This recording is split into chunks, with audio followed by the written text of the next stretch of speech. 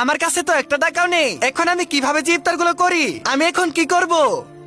ভাইয়া ভাইয়া দাঁড়ান। হ্যাঁ ছেলে বলো। ভাই আমার কাছে কোনো টাকা নেই ইফতার করার মতো, আপনি কি আমাকে একটু সাহায্য করতে পারেন? আরে তোমার কাছে টাকা নেই? আচ্ছা ঠিক আছে, আমি তোমাকে কিছু টাকা দিচ্ছি। এই নাও কিছু টাকা। ধন্যবাদ ভাইয়া, আপনি না দিলে অনেক বড় একটা বিপদে পড়ে যেতাম। আচ্ছা ঠিক আছে, থাকো তাহলে। হে আল্লাহ, তোমার কাছে লাখো কোটি শুকরিয়া।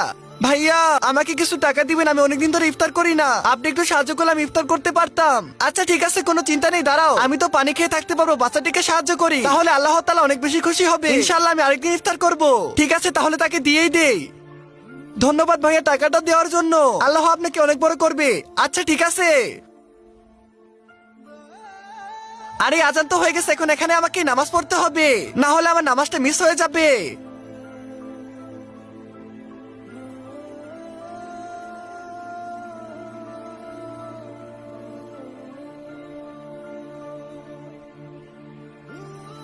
হে আল্লাহ, আজকে তো আমি ইফতার করতে পারলাম না, তুমি আমাকে একটু বড় করে দিও যাতে আমি ইফতার করতে পারি। হে আল্লাহ, আমি তোমার কাছে অনুরোধ করতেছি, সবাই যদি লাইক সাবস্ক্রাইব করে দেয়।